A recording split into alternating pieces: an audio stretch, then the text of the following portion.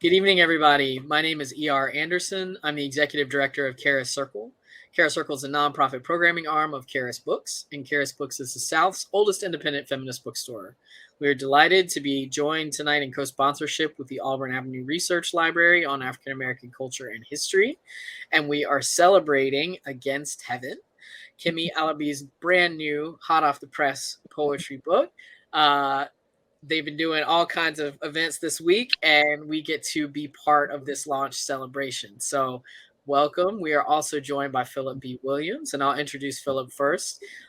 Folks from Charis may already be familiar with Phillip because we had the pleasure of hosting him for Mutiny. But Phillip is the author of Mutiny and Thief in the Interior, which was the winner of the 2017 Kate Tufts Discovery Award, as well as a 2017 Lambda Literary Award. He is also the author of the chapbooks Bruised Gospels and Burn. Williams' work has appeared or is forthcoming in Boston Review, Callaloo, Kenyon Review, The New Republic, The New Yorker, and others. He is the recipient of a 2020 Creative Writing Grant from the National Endowment of the Arts, a 2017 Whiting Award, and a 2013 Ruth Lilly Fellowship. He serves as a faculty member at Bennington College and Randolph College Low-Res MFA. So welcome, Phillip. Thank you for being with us. Thanks for having me. And the person of the hour is Kemi Alabi, whose work has been published in Poetry, The Breakbeat Poets Volume 2, Best New Poets 2019, and elsewhere. They are the recipient of the 2020 Beacon Street Prize.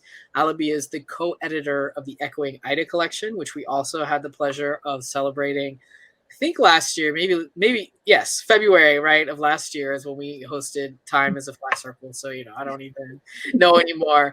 And they live in Chicago, Illinois. So welcome to you both, and welcome to everyone watching at home, all our poetry fans and family. If you would like, feel free to shout out where you're watching from. If you would like to ask a question, you may do so in the chat or via this Ask a Question box. I'm going to go ahead and get out of the way, but thank you both so much for being here and sharing this wonderful book with us and talking about it. It's truly a beautiful collection. Thanks, ER. So definitely put your questions in the Ask Question box. I don't know how long we're going to talk. It could be 30 minutes to 45, who knows.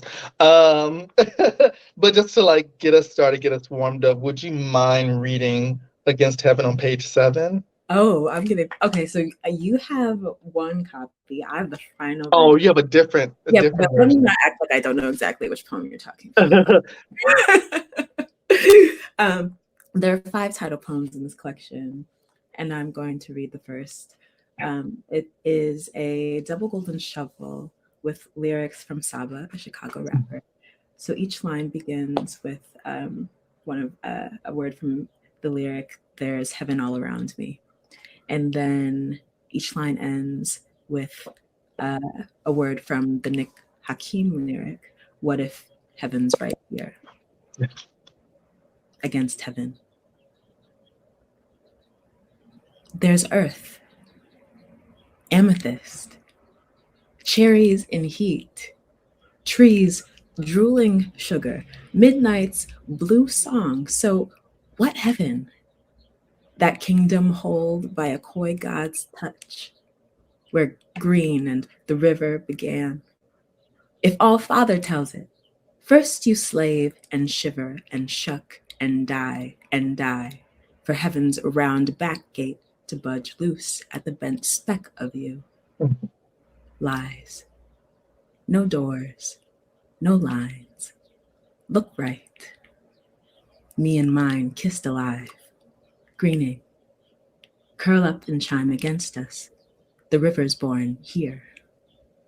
Amen. Amen. It's Against Heaven. I'm saying amen. We can amen it all we want. It's a general. So this might be a softball question. I like to warm myself up for once.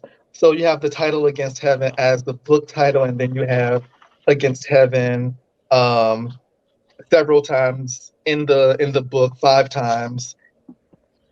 what came first? The idea of like the concept of being either I think of against as opposed, but also like leaning against. So there's a kind of reliance on whatever the new conceptualization of heaven is, which I think is really dope.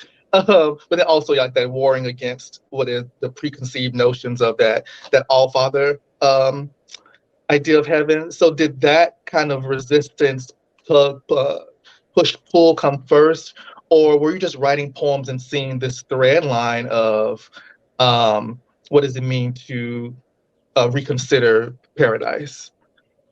The opposition came first. It was complete antagonism. The last Against Heaven in the book is actually the first one I wrote. And I wrote it in June 2020 during the uprisings. I have an epigraph in the book from the filmmaker Tourmaline, who tweeted, "When we say abolish police, we also mean the cop in our head and in our heart." And other abolitionist organizers and thinkers have stated this before, but when I encountered those words from Tourmaline, I started writing a poem. It was really informed by, I was also doing work at the intersections of reproductive justice and trans liberation at the time, and seeing the thread of seeing how the architecture of Christianity, how hegemony in this country really just had a hold on people's imaginations, even if they weren't in the practice. And thinking about abolition, thinking about how people are really concerned with the idea of law, order, guilt, innocence, these poles that have, to me, their foundational architecture and this idea of a guilt and innocence that is really rooted in their deepest religious understandings or deepest conceptions of the afterlife, a heaven and a hell. And so heaven just started feeling so in the way of liberation. It just started feeling really in the way. And so when I encountered those words from Tourmaline, I sat down and wrote a poem, and what emerged was the last Against Heaven in the book. And but there was more. I was like, this isn't it. And at the time I already had the bulk of the manuscript, and there was so many encounters with God, the divine, a struggle against Christian hegemony, a struggle against, while also this thread of pleasure and defying so much of what is given to in pursuit of kind of deeper, truer heaven. And so it's like, okay, I actually need to approach Against Heaven from a few different vantage points. But the opposition was definitely my first impulse. And so it was fun to play with different tones, because I did love the anger, I did love the rejection, and I'm always challenged by folks I'm in writing community with to move also toward the possibility and joy. And so I was trying to hold those two poles in the Against Heavens that I wrote. So nice. And this mentioning of like the erotic intimacy, I'm getting vulnerability from that, freedom of expression, freedom of even the idea of like having a body in this hegemonic state, but needing space to understand that the way that we move sometimes it might feel like it's in our control, but it's out of our control. I'm thinking of the Lion Tamer's poems. They're so like visceral, but then there's also within the playfulness, the dark edge. They're very, I was gonna say they're very fanged poems, and they're one of, I think you said 5 series, because there's also the love poems, the Against Heaven series, the Lion Tamer series, the lonely series. So it's not even just that, there's this idea of heaven, there's the idea of the body, like how the body can move through the world. And it's simultaneously safe and unsafe to do so. But it's that mingling of the two where I feel like that radical revolutionary spirit comes because of the joy you were talking about. Like they have to sustain somehow. Yeah, it was really important for me to the other epigraph being the Audre Lorde quote, Right. of the erotic. And to me, when I think about what it means to abolish the cop in our heads and in our hearts, it's in a route towards recovering this estranged relationship between ourselves and our own bodies, ourselves and one another, a healing of estrangements of all sorts. And to me, Audrey's uses of the erotic, she doesn't define the erotic as a purely sexual drive, of course, so that was a great metaphor and vehicle to use throughout the book. But what it means to actually locate what it is that we find pleasurable, what it is that makes us come alive, and then what revolutionary possibility exists once we understand what that is and will destroy anything that gets in its way. Yeah. Even heaven. right, even heaven. And so it was really important for me to have the body, and especially through the Lion Tamer's Daughter series, which is kind of this recovering of a self in when the things that we inherit are in the way, what it is to recover the self. That really felt like it went hand in hand with the Against Heaven series, which is why I have them interspersed throughout the book, because the Lion Tamer's Daughter being kind of a route towards that bodily autonomy and that healing of estrangement. I mean, the Against Heaven series, kind of mapping on, okay, well, what does it look like to reimagine the world as we're reimagining the self? Yeah. And even with like the opening, well, I say even as though like this is an opposition, but I'm thinking about the way control and a kind of conformity, even uniformity, can be absolutely soul crushing, can kill the erotic, could kill the vulnerable.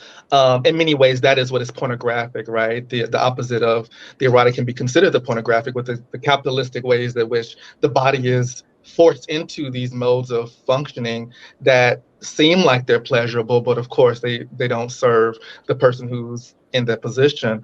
And then looking at so many of the poems, when I first opened the book and I saw there are a lot of these forms, but a lot of the lines are long and relatively isometric, and so there's still a tightness in what you're doing. And even with the prose poems and the blocks, can you speak to how you're informed by form, or how form informs some of the themes in the book? The difference between something like The Lonely Dream and Fevers on 41, which has like the kind of the wave pattern, versus maybe Catatonia Mercy, or What I Learned from Mother, which is tight, right? Yeah.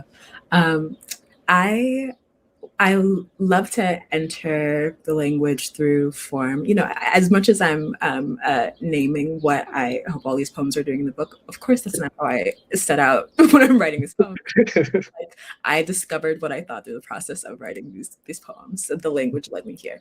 And so form, I really enjoy entering my poetic practice through different forms. And I was there's so many forms at play in the book. And I was recently described as like a polyamorous relationship with form. You know, there's just no, you know, it's like all of them are my lovers. And I found myself, especially because I wasn't trying to resolve any of the contradictions of the book. Some poems that are kind of directly opposed to one another. And the formal difference I wanted to maintain, and really the form spoke to what the content demanded. I really just tried to honor what the individual poems needed, and the golden shovels. The golden shovels and the blackout poems are the ones that are the most consistent throughout the book. And so I, of course, am remixing the golden shovel, being formed from the mind of Terence Hayes, drawing on Gwendolyn Brooks's work. And I am really indebted to Brooks, as I name in the notes, because as you know, so much of the subject matter is about recovery of the self, about wanting to live, about, you know, graves growing no green that we can use, and being spring. And but none of my golden shovels are directly using Brooks's work. Instead, they're using lot of lyrics. There's a lot of music in this collection, and most of the golden shovels are in the Against Heaven poems, because after that first one, which is the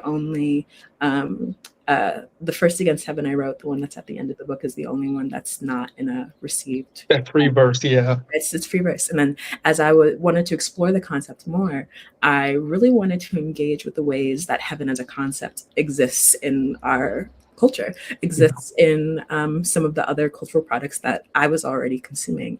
And so I would encounter the Saba song, the Nikakim song. These are songs I was already listening to and preoccupied with and really curious about the ways that they're approaching heaven. And so the Golden Shovel remix allowed for the possibilities of me being in conversation with what I wanted to lift up as ongoing thoughts that we're already having about what heaven is or is not, knowing that this is, and so that same is for one of the second to last Against Heaven, which uses Sade lyrics and a Belinda Carlisle lyric. It was so wild when I listened to that Sade song, and she says, if you were mine, I wouldn't want to go to heaven. Yeah. Like for whomst? It was just so wild to me, but that is the wildness of lust and love, and I wanted to dig into that. Belinda Carlisle, ooh baby, do you know what that's worth? Ooh, heaven is a place on earth. Like, ooh, you got me fucked up. Like, you got me wanting to be here with you, right? And so I used the Golden Shovel so that I could really engage with the moods of and the kind of theories about heaven that that already existed in our popular culture. Fantastic. So please. No, go ahead. I think it'll be good to hear another poem, but now I'm like, which one? Because it would be nice to hear the erasure against heaven in Chicago, a steep rise in suicide among Black people. Jumping from, what you just shared, And so I'm sad that you have the galley version, because it looks different in the final. It gets a bit more concrete. And for context, there are 2 erasures or blackouts in the book that are new stories. This one that I'll read is another Against Heaven poem, and it erases an article from The Trace that was published in July of 2020, titled "In Chicago, a Steep Rise in Suicide Among Black People." Against Heaven. Halfway to graves, North Lawndale kids line up to buy calls to death's residence. A boy, 9 years old, pays a buffet of scraps for a helpline to the city of waiting rooms, surveys the suicide district. The black deal or a small lead dress. The sidetracked crease with conversation. Speak back. Something out there trying to get us. Life. A red ear in the call cord. Time. Back to work in slow motion. Blunt wave coming to a steep rise. Also, you're a dope reader. Thank you for reading that and reading those spatial caesuras, those open gaps, pausing there and letting each word have its time. I appreciate that. Thank you. Thank you. And so there might be like 2 questions I want to leave with, because Chicago is in the book. And I'm from Chicago. I have not been back to my city in a long time, and quite some time to even see my family. But I remember hearing about this suicide among Black people, but it wasn't just Chicago, it was a nationwide thing, Yes. right? In this poem, there is a point where, and I might, correct me if I'm wrong, but the sense I get is that there was still a feeling that those who are affected by these suicides, which is tied to anti-Blackness, anti-queerness, like it's tied to the hegemonic forms that you mentioned before, right? That they're still trying to figure out a way to communicate and live and exist amongst each other and as the living and the dead. There's a way that the dead are not, I don't want to say not allowed to be dead, but there's something there where even, where's it go? Kids line up to buy calls to death's residents. So they're lining up so that they can stay in contact with these people who have gone, who have chosen, for themselves, like, this is the route I need to take for whatever reason. And so there's still here a kind of concept of the afterlife being on Earth, that and it being reachable. It's not something that anyone has to pray for, anyone has to do ablution for. Like, it's very much present. Can you speak to how, maybe in a larger scheme, Chicago works in the book, but also when you're writing about your city, how do you consider honoring it? How do you consider forming it in a way that truly represents your feelings about this place? Thank you for that question, because I am not from Chicago. I'm from Wisconsin. I grew up 90 minutes north of Chicago. And so I wasn't... And people get mad if you say you're from Chicago. You said my city, and I just needed to clarify for anybody in the audience. And I've lived many places that I'm not from, during times of massive displacement. And I'm always trying to figure out how to be in right relationship with the city and its residents there. I was hesitant about doing this poem, about specifically shouting out North Lawndale, because of that tension. And I moved forward with this one because as a depressed, suicidal Black queer person in this city, who was here during a pandemic where, I living on the South Side, you travel to the North Side during the pandemic, and who still has their fucking basketball rims on? Who still has all their stores open, right?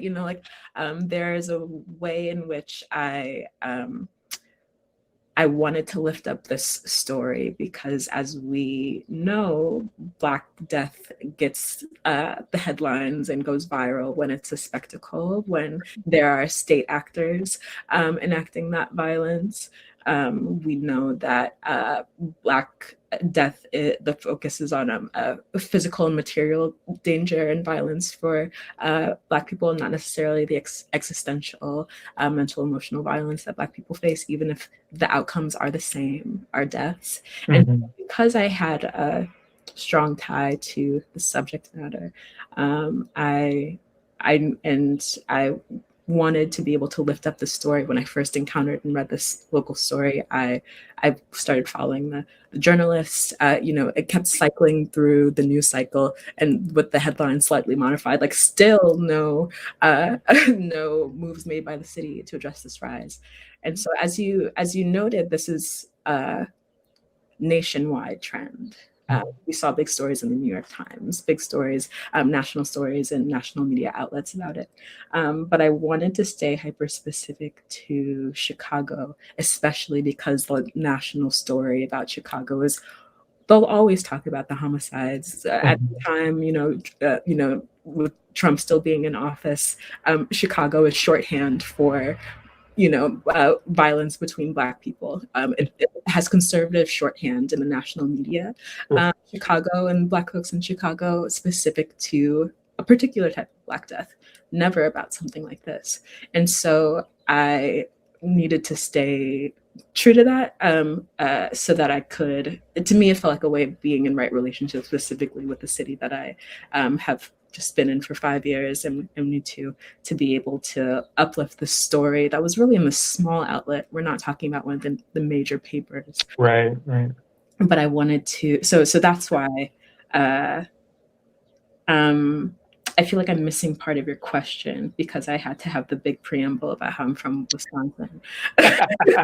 Which I appreciate. And the thing is that in the writing of the poem, you get it. The intimacy is pure, right? And I don't mean that in a kind of moralistic way, meaning that the intention, I think, behind the poem serves, or it's clear what it's serving. And so whatever your connection to Chicago is, it feels absolutely legitimate. So yeah, we don't have to hang out there for long. But I then the part about life and death feeling so close yeah. together. In the final version, which you don't have, things get a bit more concrete, and I actually use the seam of the book to kind of be this like divider between life and death with actual words on the page. And there's something about Chicago. I think about how my mother's family, they were from Mississippi and they came up to Milwaukee in the Great Migration, of course. And Milwaukee is such a similar city to Chicago in so many ways, and constructed similarly when it comes to how the Black populations is set up there.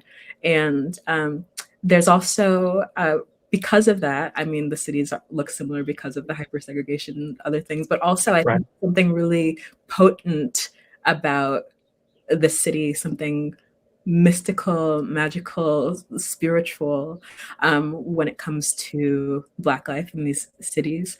There's so much music in this collection, including some gospel music, and you know, I just think about the incredible artistry and Black art in Chicago and the sonic power, which feels like a spiritual power to me. And so in playing with something like this connection between life and death and what it looks like to have that line, you know, even thinking of like, I don't know, Jesus on the main line, you know, there are all these beyond, right? And so because Chicago feels like a city really grounded in that kind of Black Christian tradition also, I wanted to be able to situate myself in place when playing with the concept of calling to the beyond, which is maybe not so beyond. And I was going to ask too, and you spoke a little bit about it, how being in different places, moving even to Chicago, being there for 5 years, how place affects the way that you think about your work, the way that you consider the page and all of the different influences, the musical influences, the artistry, maybe even the architecture. Chicago has very particular ways of being blocky, like it's considered, you know, because of the architecture itself is very square. How has place influenced the way that you think about yourself as a poet, as an artist? Maybe even more specifically, how have you seen yourself changed in ways that after you have the book in front of you, like, okay, this is how I have grown because of what I've been through and where I've been through? I appreciate this question because to me, I think the book holds a type of connection to the earth that is defined by placelessness. Black folks are migratory people, queer folks are migratory people, and for a long time I struggled with what it meant to not feel grounded in place. And I think something recurring throughout the collection is what it means to, there's a poem towards the end, Goodbye Letter to My Lover's Wife, and the speaker says, I open my hands and praise a planet everywhere I lay my wedding bed. And I think that my feeling of placelessness has nudged me towards the earth, the ground beneath me, even if that's always changing. I call the trees my cousins, right? Like what it means for home to be where your people are, home to be just being in right relationship with your surroundings, and a life in whatever form that may take. And these were thoughts that evolved as I was writing these poems and to moving around. And so I think that creeps into the collection, because as I was writing these, really my understanding in my spiritual life was changing. These poems were leading me towards this this immanence, this idea of like the body as home. There's a recurring theme in the collection, the body as home and the earth as the ultimate home, and these kind of borders and human constructions not being the primary answer to place. These human borders and divisions and names of places. Though, of course, you always want to respect where you are. So the hope being moving into a right relationship with whatever we're in proximity to. I think place factors into the collection and how I've moved in my craft for the last many years. Nice. And to understand, even though we are migratory people, even within even within the depths of our racial category, right? Blackness, but then Black queer, and what does it mean to feel like you have to move? Not even that you want to, like you have to move. You have to stay on the move. You have to keep finding and redefining home and even family. And how to experience something like that can affect the way that one thinks of the entire planet. I'm thinking of, I've kept flipping around, looking for, it's not just this poem, Love Letter from Pompeii. And so how the earth itself is changing around and there's destruction, but then there's this love letter that's, reconsidering, like where's the line? Would you call this love or the death heat? If we must melt, can it be from the inside out? Like, how do you get there from, this place that is absolutely consumed by this natural disaster? And I'm thinking, it's more so, the play Tectonic poem is the one I was thinking of too. The earth is definitely in this book as always shape-shifting, but always something that can be embraced in an interesting way, even when it seems to not want us, or we don't appreciate it, or we don't fully understand it. So yeah, what I'm saying is that I hear you and thinking about also the landscape itself, the topography itself. I think that's beautiful. You did that really well in the book. Thank you. Yeah, we are. The climate's changing around us. The earth has never been static, and it sure is not static right now and won't be for the next little while. And also we are not static. And the idea of like what it means for right relationship to always be a matter of attention and intention. And I don't know, I think poetry is a great medium to be able to practice that type of attention and comfort with things not feeling so static. Again, the collection is like inhabiting a lot of different forms, a lot of different shapes, going a lot of different places. And to me, that was not a conflict. To me, that was just the practice of trying to be in right relationship with this world. Yeah.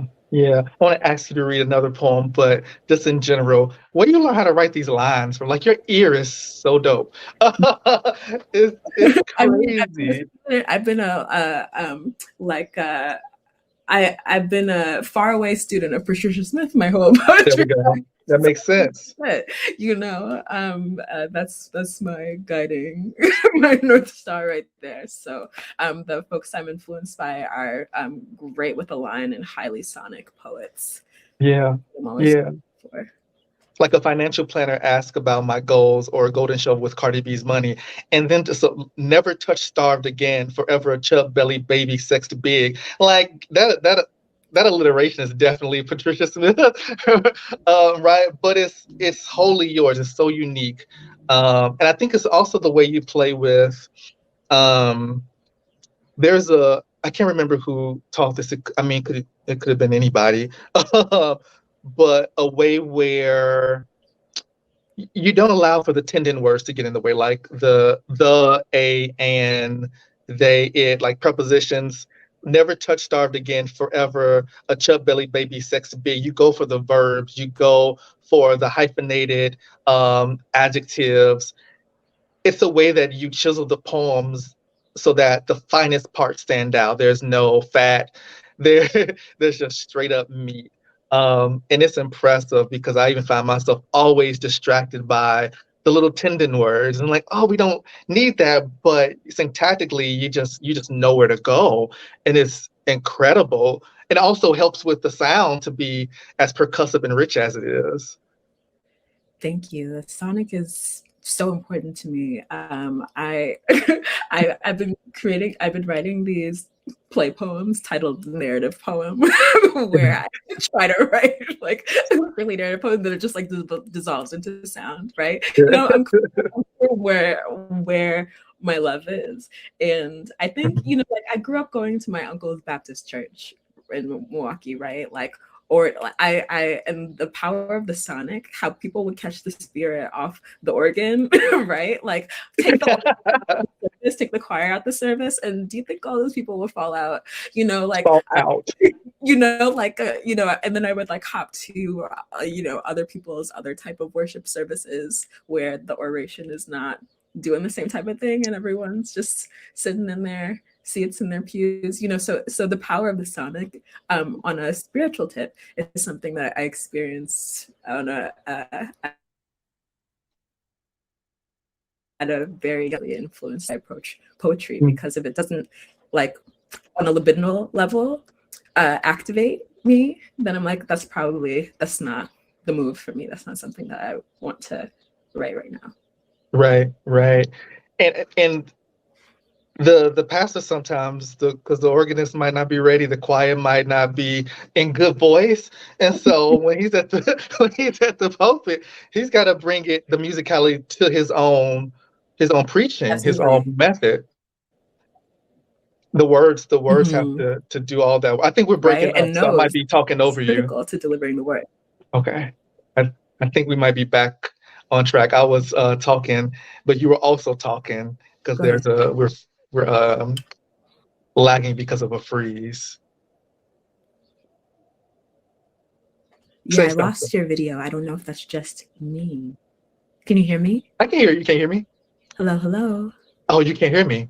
I can hear you. I cannot see you. Oh. I can't see you. I can hear you. Okay. Would you like to keep going?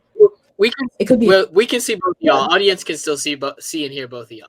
Okay, cool. Well, that's just a me thing. So yes. Let's keep going. So yeah, all of that is to say, like, your way with words, you build the choir, you build the organ into the poems themselves. That's just tricky. I mean, it shows that you study, whatever you study, whoever you study well. And it's, I mean, could you read a financial planner ask about my goals, ... Yeah. Much love to the Feral Babes of Pink Door, a retreat led by Rachel McKibbins, where I first drafted this poem. A financial planner asks about my goals, or Golden Shovel with Cardi B's Money. Great song. Listen to it. Never touch starved again. Forever a chub-bellied baby sexed big. Skin a heat-mapped catalog of hands, still wet, still grasping, still blood-fed. Behind every steam-slammed door, play plush beds as good as checks. Whole home stitched with only these rooms, only this near rip big. Kitchen table, perfect island for the stranding, meals propped heaven large. Backyard, a honey-dripped grove named Eden, ripe land of no bills.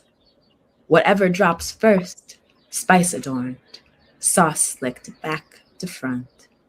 Splayed open slow, tempting a spill, grateful to be devoured like I'll make my giggling crewmates. Spit tethered hips, churned tender, flip down, smeared open growls, or whole wedding cakes, or any drown we like. Just measure by the fistful how thick this slick can coat a sigh. Add 10, and that'd be balm enough to dizzy trip my lonely and her cartwheels. It's so good. Thank you. You mentioned the Pink Door and Rachel McKibbins, and I also know that you're part of the Echoing Ida Collective. Is that still true? Echoing Ida has closed out, Okay. but they were a part of my life for 6 years. Yes, the Black women non-binary writers really rooted in reproductive justice, and I was rolling with them for a while. Nice. So, community. I mean, because community is hard, and community is tricky. But as far as community being formative to who we are as not just individuals, but how we even express ourselves, right? I want to know who are some mentors of yours who, even if they're at a distance, like you just read their book and you learned from them in that way, or where are some places, maybe some workshops or other places like Pink Door that you've gone where you felt absolutely fed and seen? I love this question because some days I'm like, I have no mentors. I'm all alone. And then I think about all the amazing people who have poured into me, even if their lessons were very brief. And then all of the books that I have, all the people I've been studying from afar. So I appreciate, even in your question, the reframe of what mentorship can look like. And absolutely, that peers mentor one another. And so I just have to begin with,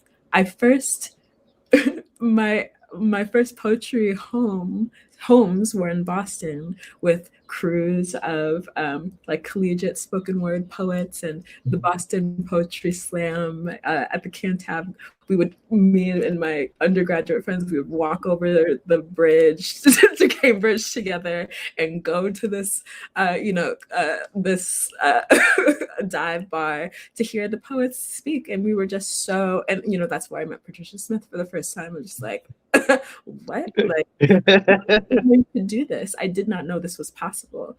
My molecules are transformed, and so it was and the idea of words living in the air and needing to do something sonically really emerged there. And also this practice, so with this crew, we called ourselves Speak for Yourself. And every week we would workshop together and we just want to bring poems that delighted one another, right? Like I got that new shit. Like, we wanted to, and we weren't slamming because we didn't want to do competition. We were just like, we just want to hear each other's poems. Like we were just trying to write and gather and, and so it was really those writers as peer mentors, just like in the ways that we were listening deeply to one another, to feel deeply listened to on a weekly basis for years by folks who are who know who know the juiciest parts of what you can do and are trying to always go towards that and say like that reciprocity was so formative for me. And then the same for these open mics that we would go to. All of the folks who ran that space, Simone Beaubien, April Ranger, like they saw these young folks coming in and they just wanted to pour into you. They're like, oh, that's nice. Like I read on the mic for the first time and then I ran away because I was so scared. And Simone like followed me up the stairs and was like, hey, come back next week. I was like, okay, and it was really a bunch of people just pulling me out of me. Even the first meeting that I went to in college, I would show up with my notebook and I wouldn't read anything. And someone, Jessica Conchu, had to be like, hey, I see you've been coming here with your notebook. I bet you have a poem you could read. Do you want to read it for us? So this is me as like an 18-year-old poet who's just been writing in my journal for years and years. And so I just have to shout out those early homes because it wasn't about like submitting poetry for a class to be graded. It wasn't about like a type of academic workshop necessarily where my peers were trying to like we're just trying to like figure out who's at the top or whatever, who gets the praise from the professor. It was really that community aspect, the word you said with kind of that was really loaded. It at the outset wasn't loaded for me. It was home. Like those spaces where we would trek in the wintertime in Boston to the Cantab on Wednesdays. And that's where we would be listened to deeply. And then from there, meeting Rachel McKibben's, and so Pink Door being a space that was really lovely for me, getting a chance to, and then eventually, I got a chance to go to Tin House, and I learned from Samia Bashir, who's so wonderful. Love Samia, yeah. And I've done so many workshops in all the cities that I've lived in. Ronaldo B. Wilson really helped me with the Lion Tamer's Daughter series, because it was so didactic effort, and so he helped me really expand my imagination and let the language lead. Let poetry be a walk for me. But it's always been me trying to seek out spaces where I can click up with my peers in a particular type of way. In every type of workshop that I've gone to, I've been looking for my people. And in all the spaces I've pulled, I've retained them, my Tin House crew, are folks I still love and keep in contact with. And so even though I haven't gone necessarily this linear academic route, I've been really, really fed by communities that have felt really reciprocal and without the harms and hurts that can stop folks from wanting to participate in community in that way. That part, right. I love how you glow the entire time you answered this question. I'm being 18 and be like, poems are awesome. Because what I heard from that, which when you were running away after you finished reading, is that sometimes it's hard being seen. It's hard being seen and being witnessed, being identified with. But the more it happens, you get used to it, then you start to see people are authentically connecting with, the fact that someone saw you with your notebook for weeks and that person probably has poems. They saw you with the notebook. There are many places where people wouldn't even notice that you were there. That intimacy is so important. And I'm happy that you experienced that so that we can have, this, in front of us. It's really important. But yeah, it's frightening to be seen for the first time. At least it was for me. Oh, I was out of there. I was like, and we're off. And seen. But I was so formed by folks that it made me want to always then be in that place where I can hold space and for other writers, for other poets, and maintain those types of communities. So even as I went on to my cultural strategy work, I would work with poets and other artists all the time, convene spaces that felt really beautiful. For Echoing Ida, I played a convener role in holding that community together, and that was really important to me. It felt really connected to my practice, and so this is probably the first time in my life where I don't have those reciprocal practices of space making and writing, and I need to make an adjustment because I realize I always want those two to go hand in hand. Absolutely. Let me check and see if we have any questions. All right, and there's no questions there. Let's go to the chat. There are no questions there. All right, well, let's keep going. Let's maybe about 10 more minutes or so. Sure. If you Sure. Yeah. Okay. Mr. Hotep says hashtag Black Lives Matter and he'd kill a. Where did this come from? Listen. So this is an earlier poem from the collection. It's actually one of the first poems that I even sent out to be published. Apogee Journal, run by great folks, ran it. And, this was, I think, 2016. I was living in Oakland at the time. The Black Lives Matter movement is really growing, and folks are still putting their organizing events on Facebook because who cares about surveillance, I guess. And then there was a straight Black Lives Matter march.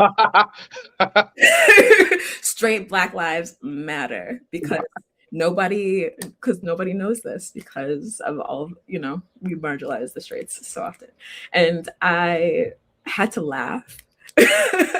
And then I also had to go to the page because I moved to Oakland after being driven out of Boston by this is a trigger warning for folks in the audience, but my neighbors were trying to kill me because they found out I was queer. I was escaping from this type of violence that really displaced me, and was feeling so disoriented by this idea that um, uh, you know cis heteropatriarchy needed to be maintained within Blackness, which is really what that assertion is, right? These cis het Black men organizing this rally, really feeling threatened by, at the time, the founders, the queer founders of BLM, and the local movement leaders were all like Black queer people, and a lot of femmes, women and femmes. And so, and as someone who was also in Black Youth Project in Oakland at the time, which was a really queer space, and we prided ourselves on a Black queer feminist ethos, it was clear that folks were being threatened by the visible leadership that they saw, and wanting to maintain a type of patriarchy in Black liberation. It's like, that's not freedom for me. And so that's where that poem came from. It was being in the midst of that tension in Black organizing in Oakland at the time. And what's wild about that is, instead, people want power, fine. Misreading, like leading something like that as power is interesting, but people want to be at the forefront of a movement, but then they don't, because they didn't. They really don't. It's not as though there was any kind of collaborative mode, or that they themselves saw issue that needed leadership and they had stepped up before BLM was even considered, right? This had been going on at that time. You said 2016, so at least 2 years if we think about 2014, right? But with Trayvon Martin was even before that, right? Like 2012, maybe. I'm getting the dates. There are too many. But all of this is to say, like, because queer leadership steps up to do a thing, then it becomes, well, we should be doing that thing, but you didn't initiate it. You had years to have done the thing, in the way that I guess you see the queer femmes in particular. You know, a lot of queer women and queer femme individuals who are leading this, as you said. So yeah, the fact that the targets were the folks who were trying to bring a kind of life into the community is always, it's always startling that the logic is, well, we need to be at the forefront. It's like, but you didn't care, which is why you didn't start anything. So what is the real conversation that you want to have? Precisely. And the idea that a presence is a threat, right? Even the folks working on your behalf, it's really just a discomfort with the visibility and presence of trans and queer people. Mm-hmm. And so I needed to write that poem because I felt the complete falseness of the idea that these are separable identities, that queerness and race and sexuality and gender, are kind of separate, and not that I'm inhabiting all of these things. And, especially thinking about Kimberly Crenshaw's original idea of intersectionality, being a way to visualize Black women not as like women and Black, but like that's just makes something else, right? And so, and there are so many ways in my day job and day life as a communications and narrative strategist that we were trying to convey these things about like intersectionality actually means, and how to prioritize that in the movement for Black lives. And poetically, I needed to explore that from a different vantage point, because that language wasn't working and it wasn't serving, and it wasn't actually hitting the emotional core of what it actually was feeling like, to need to be separated in those ways as a singular person. Right. No, that makes perfect sense. I mean, also, just add nuance to it. Definitely shout out to places and organizations, grassroots individuals and groups who are doing things before BLM and may have felt erased by that. Not what we're talking about. Just want to put that on the forefront. We're not talking about that kind of notion of erasure. This is about homo antagonism, queer antagonism. Yes. Prayer and child's pose had me cracking like fuck your rose courtship. And the thing is that I was burning incense while I was reading it, so it was really. I love rose quartz. I have incense, right? Like these are bones, okay? My big love of rose quartz. I keep it with me next to like at readings. It's always in my hand. So these are self-owns, but also I, as someone who was raised Christian, a Baptist, and who has found new forms of spirituality and grounding, I think we need to be really clear about the ways that empire can gobble up anything, capitalism can gobble up anything, and anything can be a new ruler, as opposed to a facilitator of one's kind of highest self, right?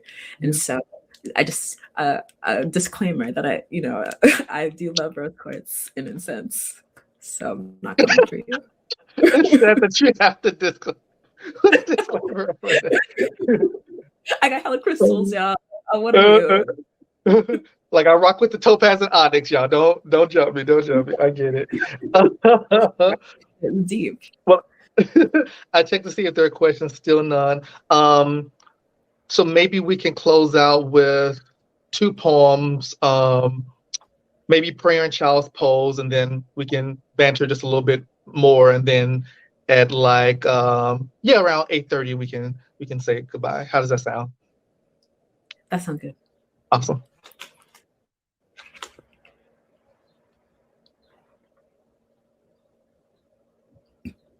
Excuse me. Prayer and Child's Pose. Fuck your rose quartz. Your incense tune forked vibes. Every god is a blood sport crown, and light is no exception. I'm sorry. Before this, I fell out of warrior pose and cried for blunts, bacon, caramel cake, deleting your number, quitting my job, buying a gun with one bullet. Do they sell less than classroom packs? Should I learn more before the race war? And I thought all this as my grieving thighs hit the floor. Why not darkness? Some blessed ones rise and some of us sit. Witness. The priest hangs from robes sewn by the village. The poet, their twin, starves, naked and alone. Both fill books with all they know of prayer. Prayer! Tribe, stewards of my stuck shut soul. So long as we're black, blue, and alive, Big Holy twerks beneath a falling sky. Can't tell me darkness don't shine.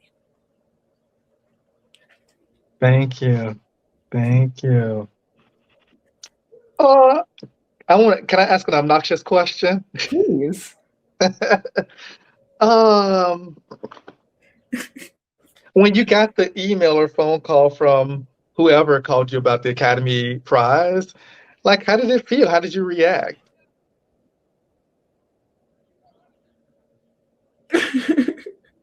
I was so disoriented that when they said congratulations to me, I responded with congratulations. Like I just couldn't. I had just started sending this manuscript out. I was not even at a place of, I almost withdrew the manuscript because I was like, oh, this isn't actually where I want it to be. Like maybe I need to sit on this for longer. And I was insecure about this collection because I was feeling like, I was just talking to H. Melt yesterday, who wrote an amazing book centering trans joy, and had made it actually a mission in the book to center joy over some of the other more painful feelings, to ground in radical imagination. And I thought, okay, my first book of poems, I really wanted to be grounded in radical imagination and, a seed for the next world. Like I wanted to, I didn't think that this would necessarily be the book, but it was the book I had written. And I had just started sending it out, and I assumed that, it would be, submissions is just like a practice. I was just trying to be in the practice of honoring when I thought a work was where I thought I could, I moved it as far as I could. And I had no expectations. And so this was, it was a finalist for a prize. It got rejected from someplace else. And then the third tap was Academy of American Poets. I didn't expect that. I was thrilled, of course, because Don't Let Me Be Lonely by Claudia Aaron can change my life, save my life. It's such a formative work for me. I wasn't kind of sending things out indiscriminately. I wanted to be read by folks I loved. That's actually the only reason why I gathered a full-length manuscript, because Patricia Smith was judging a prize. And I'm like, I'm going to give Patricia Smith to read my book. And suddenly, reason that I hustled I was like, okay, now's the time, because I'm not just, I care about the fact that we're at a time where there are poets who have guided me as faraway mentors, who are the ones at the gates saying yes. And I'm like, I don't just want whoever in conversation with these poets who have shaped me, who I admire. And so it was also the time. Oh, wait for the reconnect. Yeah. Kemi is lost to me as well at this moment. Okay. We will let them try to come back. Phillip, do you want to just say a bit about what you're working on right now? No, not at all. I do not want to.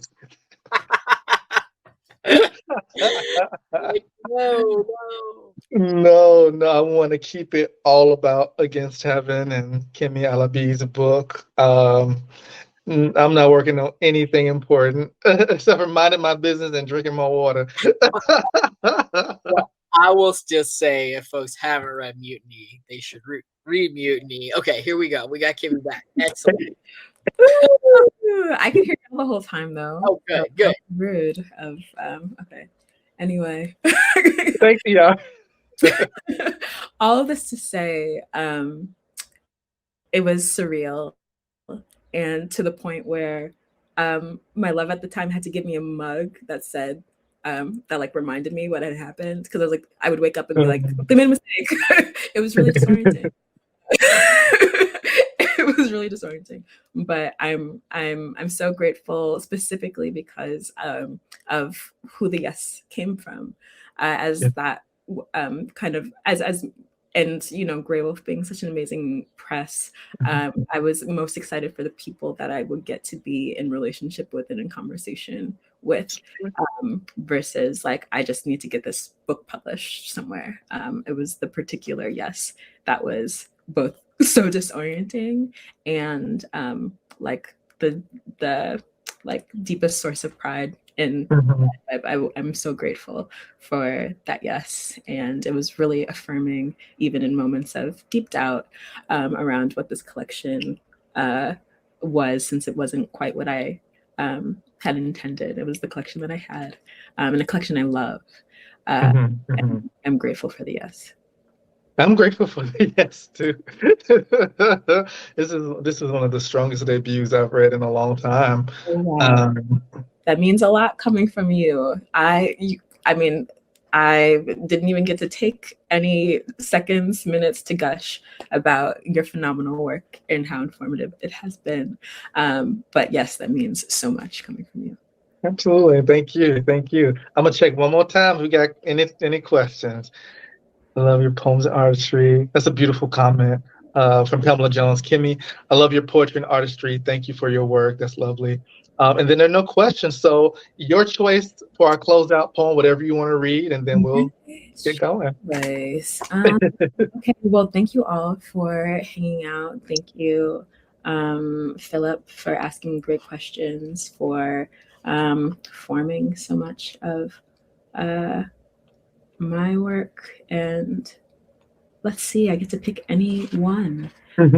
End with what I've been reading everywhere because it feels so, so good.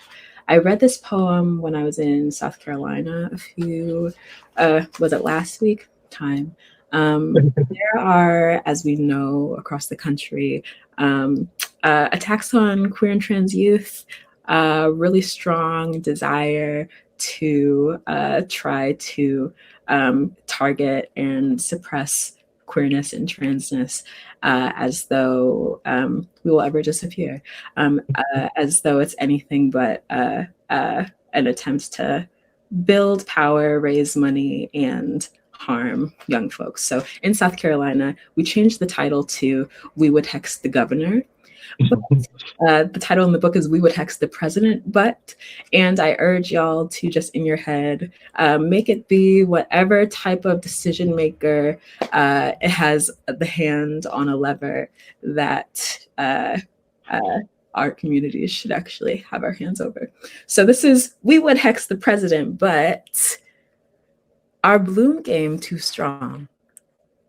Altar stays red candle cinnamon lit. Sweet flicker cracking into prance. Stays portal door warmed ajar, spell flung darkward. Wood, but we so black, we lightless. No mirrors. So touch, sound, food, our cedar smoke drum kicks the body back to gospel. Drumsticks the body smacked in mouthfuls. The room perfumes with our funk bright wild. Wood, but our skin yams. Plush mothers cackling, juice dripping, and this just our first slow branch ascending. Wood, but neighbors to dine and unstranger, root bind into kin, a nation of misalphaed wolf carcass to climb through. Wood hex their new head, that never man, rot reeking with soil. But who'd feed these seeds?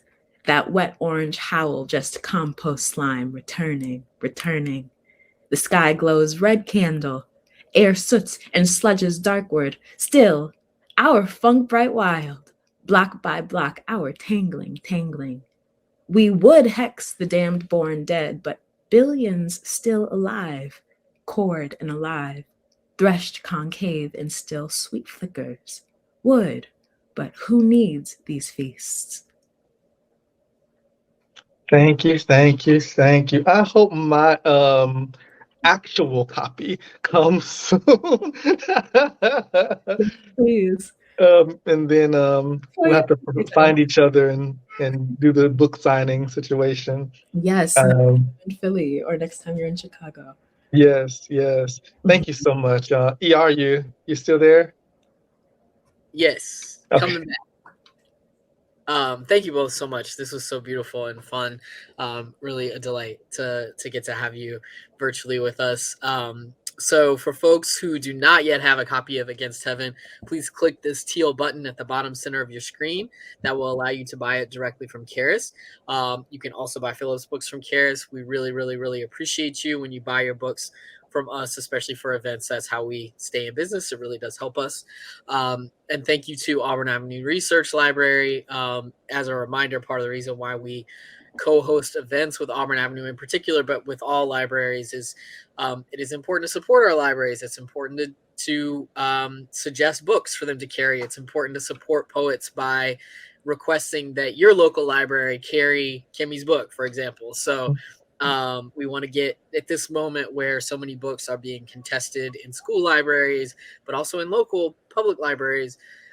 We want to get the books that we want into the library. So donate a copy, talk to the librarian, request, all that stuff matters, and it helps authors, and it also just helps our community. So consider doing that as well if you are not able to buy a book, just because we want to get them in the hands. So thank you all both so much. I hope you stay safe and well, and have a great rest of your week.